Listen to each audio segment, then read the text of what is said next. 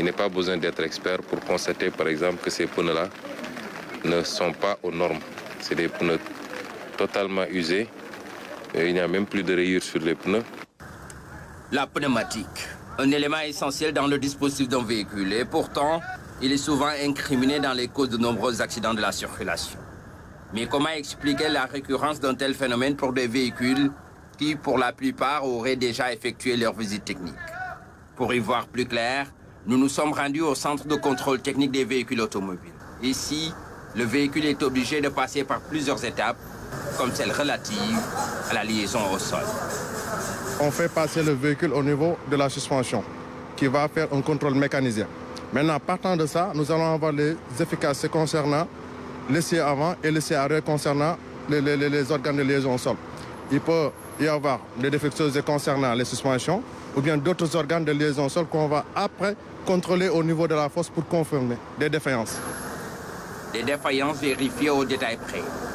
À l'aide de cette jauge, le superviseur peut avoir des informations nécessaires sur la bande de roulement.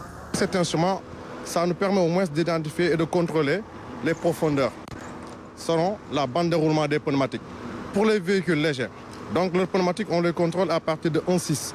Si c'est en deçà de ça, automatiquement, ils sont en contre-visite pour pneus usés. Donc si c'est pour les poids lourds, c'est 3000 mètres. Donc si en deçà de 3000, ça veut dire 2,9 mm, ils sont en contre-visite. C'est pourquoi il est important, voire nécessaire, de veiller sur les témoins d'usure, un baromètre qui renseigne sur l'état de la bande de roulement.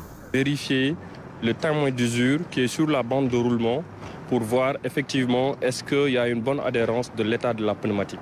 Ça leur permet d'avoir une bonne efficacité de freinage. Aujourd'hui, il y a la validité déjà de la pneumatique parce qu'ils arrivent de voir que les pneumatiques sont variées.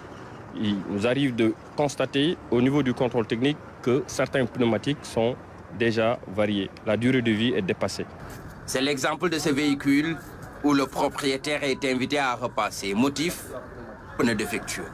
C'est bien de le signaler avant de rouler comme ça, c'est pas sûr. Voilà.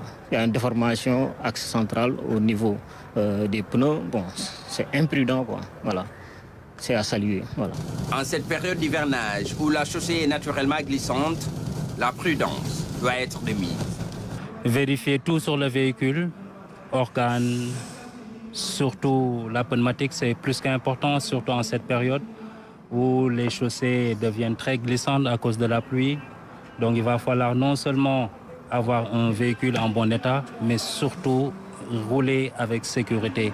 Rouler prudemment tout en respectant tout ce qui est panneau de signalisation. En cette période d'hivernage, c'est très important, surtout côté visibilité. Quand on parle de visibilité, c'est ce qui nous permet de voir à travers le véhicule.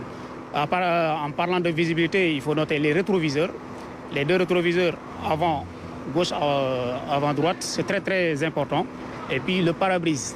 Vous voyez le pare-brise, il y a des véhicules qui roulent et le pare-brise, il y a une grande fissure et ça réduit la visibilité.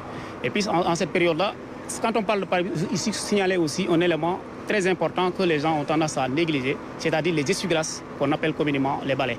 Donc il faut que les balais soient en bon état et puis qu'ils fonctionnent. Si un balai ne fonctionne pas aujourd'hui, vous êtes sur la route et que la pluie vous tombe dessus et que le balai ne fonctionne pas là, ça réduit complètement la visibilité.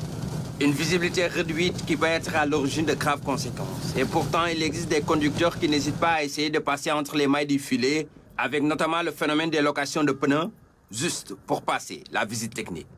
Il y a des usagers qui se permettent de louer des pneus afin de pouvoir passer la visite technique. Une fois terminé le contrôle technique, ils vont rendre les pneus au niveau des vulganisateurs. C'est un phénomène qui existe et qu'il faut éviter. J'attire l'attention des Sénégalais, des usagers de la route, de ne pas louer des pneus pour obtenir la visite technique. À cela s'ajoutent les fausses visites techniques avec des hologrammes carrément falsifiés. Effectivement, il nous est arrivé de découvrir qu'il y a des fausses visites techniques, des hologrammes qui ne sont pas du centre de contrôle technique en circulation. Aujourd'hui, je sensibilise les usagers du centre de contrôle technique de ne pas déléguer leur visite technique, de venir en présentiel, obtenir leur visite technique en bonne et due forme. Amener les véhicules, tout intermédiaire, l'ensemble des intermédiaires qui vous diront que on peut vous trouver le contrôle technique sans que le véhicule se déplace. Sachez que ça ne vient pas du centre de contrôle technique. Parce que la présence du véhicule est obligatoire au niveau du centre de contrôle technique. Une mise en garde, un message clair, synonyme de sensibilisation. Mais une question mérite d'être soulevée. Comment réglementer la vente des pneus d'occasion